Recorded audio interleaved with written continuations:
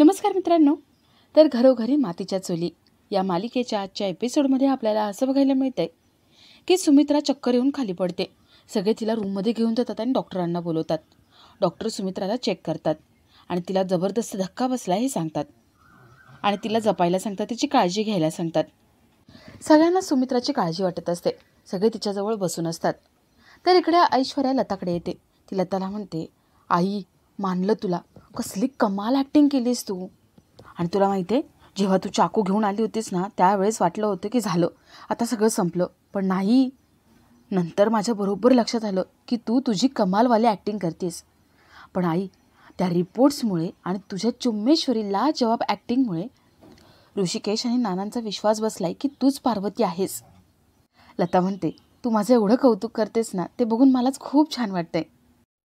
खरं तर बबडे, अगं हे ॲक्टिंगचं वेळ माझ्या डोक्यामध्ये होतं ना, त्यावेळेस तू माझ्या पदरात होतीस आणि माझी स्वप्न पूर्ण करण्यासाठी मी तुला सोडून गेले होते. माझ्या वेडाने, माझ्या स्वप्नाने मला झपाटलं होतं. असं वाटलं होतं की मी मोठी अभिनेत्री होईल आणि मधुभाऊंकडून मी तुला परत घेऊन जाईन. पण कसलं काय, ना मला कधी मोठा रोल मिळाला, ना कधी नशिबाची साथ. ॲक्टिंगची हौस कधी पोट भरण्याची गरज होऊन बसली ना, माझं मलाच कळलं नाही. लता आपली स्ट्रगल स्टोरी सांगत असते आणि ऐश्वर्या तोंड वाकडं करून उभी असते. ऐश्वर्या म्हणते, आई ठीक आहे, आता जुन्या सगळ्या भूतकाळातल्या आठवणी काढून रडू बिडू नकोस तू. लता म्हणते, नाही हा, नाही रडत. तर इकडे सुमित्रा शुद्धीवरती येत असते आणि ती उठण्याचा प्रयत्न करते. जानकी म्हणते, आई तुम्ही झोपून राहा, तुम्ही उठू नका. सुमित्रा तिचा हात झटकते. सुमित्रा म्हणते, सोड मला, लांब हो माझ्यापासून. झालं ना सगळं तुझ्या मनासारखं? मिळाली ना ऋषिकेशला आई? आता माझं या घरामध्ये काय काम आहे? जाऊ देत मला, आता इथून जाऊ देत. सगळे तिला थांबवायचा प्रयत्न करत असतात, अडवत असतात.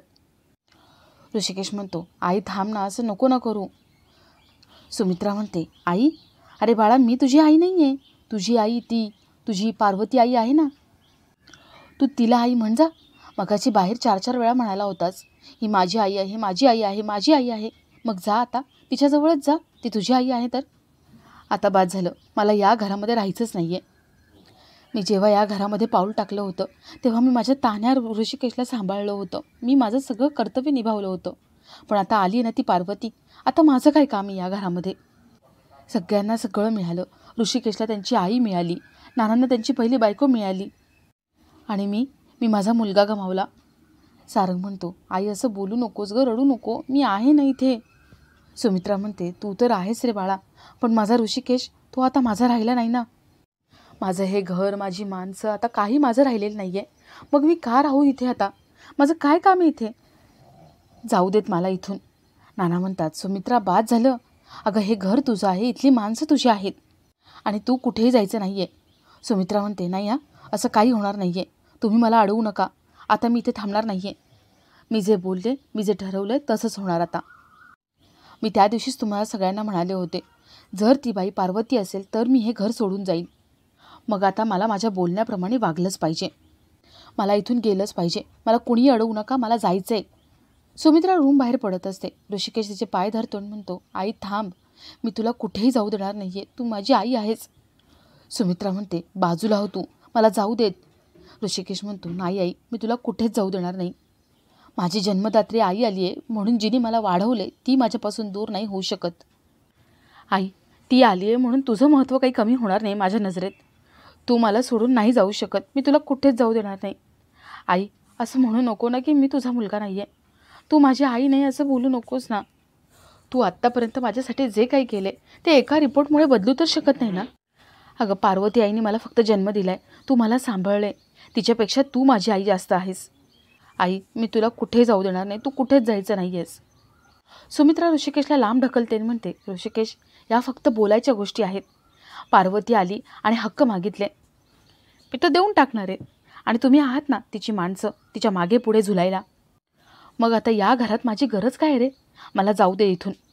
सुमित्रा जात असते.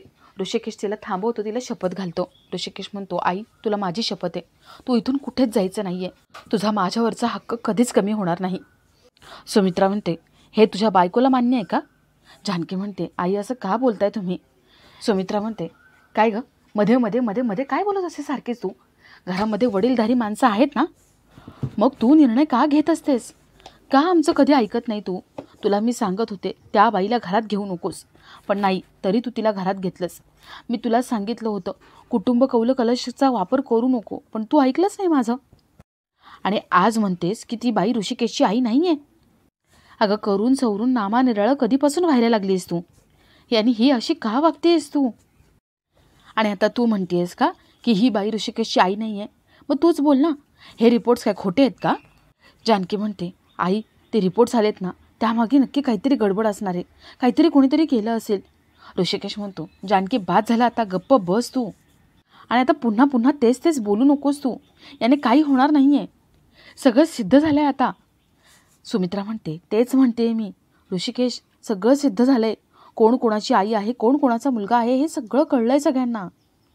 मग असं असताना या घरामध्ये माझी गरज काय? मला जाऊ दे इथून, मला जायचं आहे. सुमित्रा आपले सगळे कपाटातले कपडे बॅग भरत असते. जानकी म्हणते, थांबा आई, असं करू नका.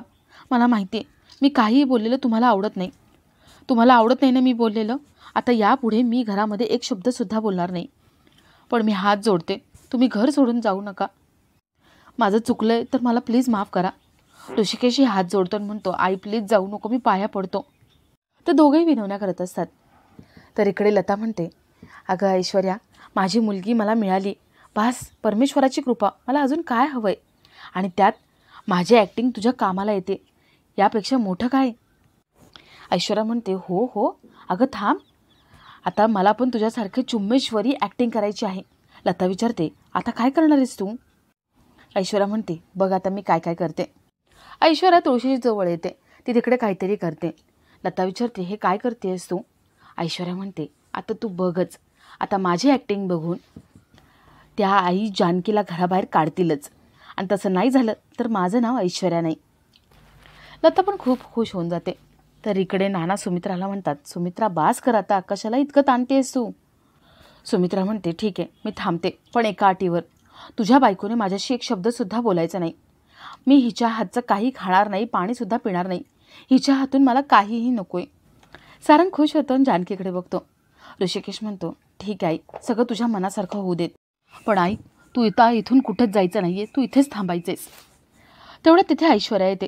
ऐश्वर्या सुमित्राला म्हणते, आई तुम्ही शुद्धीवर आलात, देव पावला. बसा आई, तुम्ही इथे बसा.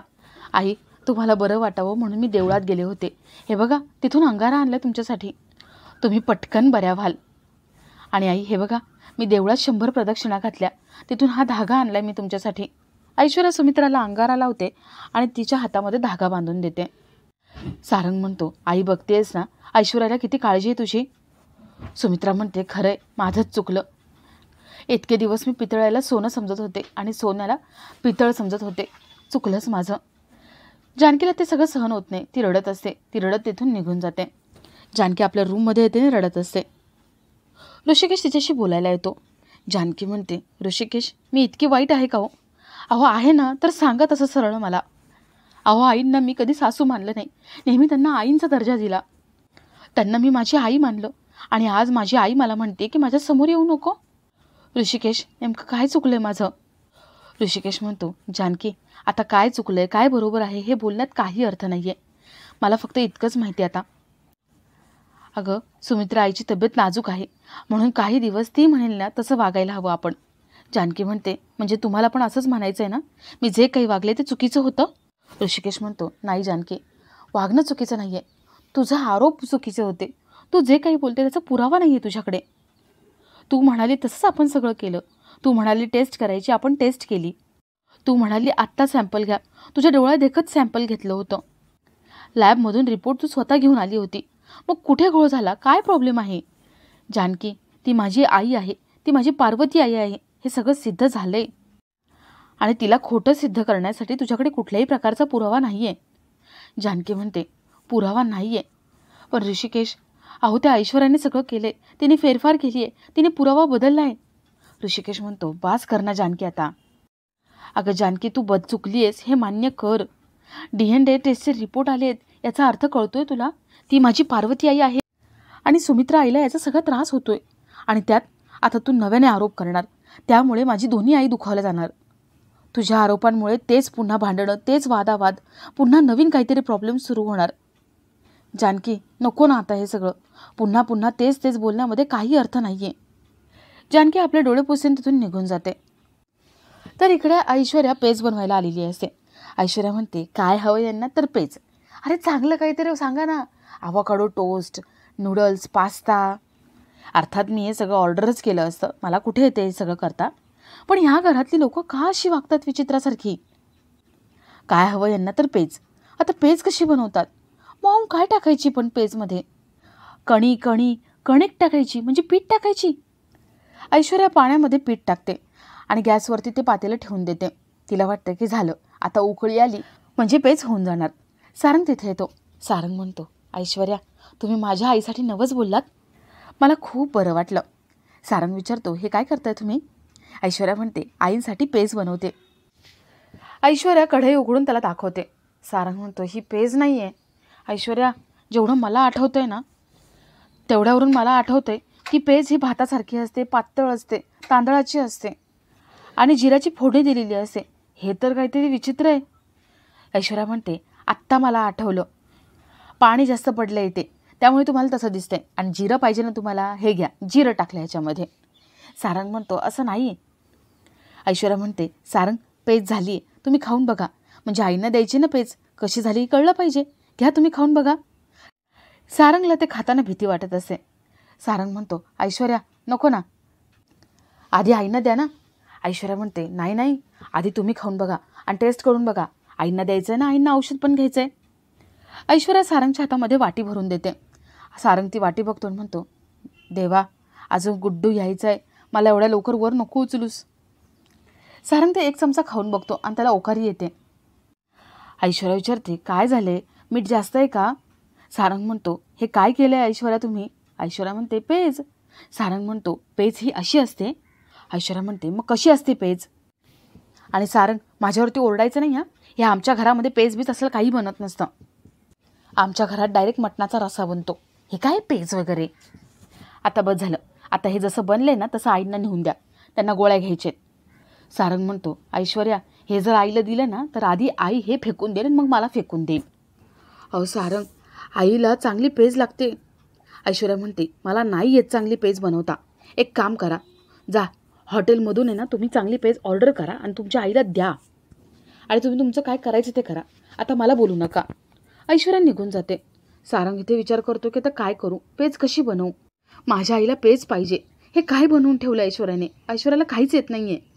जानकी हे सगळं लांबून बघत असते. सारंग हॉटेलमध्ये फोन करायला बाजूला निघून जातो आणि जानकी पटकन किचनमध्ये धावत जाते आणि आपला आजचा हा भाग इथेच संपतो. तर मालिकेच्या पुढील भागात आपल्याला असं बघायला मिळतंय की ऐश्वर्या जानकीला म्हणते, ही ऐश्वर्या जानकीच्या एक पाऊल कायम पुढे असणार आहे. तर रात्री जानकीला झोप लागत नाही. जानकी रडत असते. ऋषिकेशला ती म्हणते, ऋषिकेश, आता मला हे सहन नाही होते. ऋषिकेश तिला समजावतो. ऋषिकेश म्हणतो, जानकी, उजेड आणि अंधार यांच्यामध्ये प्रकाशाची एक छोटीशी लाईन असते. जसा प्रकाश येतो तसा सरतोही, अंधार जसा येतो तसा सरतोही, तसं हे सगळं एक ना एक दिवस सरेल. तर दुसऱ्या दिवशी लता विचारते, ऐश्वर्या, आता पुढे काय करायचं? ऐश्वर्या म्हणते, जानकी आणि ऋषिकेश या दोघांना एकमेकांपासून वेगळं करायचं. आता खूप झालं, त्या जानकीचा सपोर्ट सिस्टमच काढून घ्यायचा.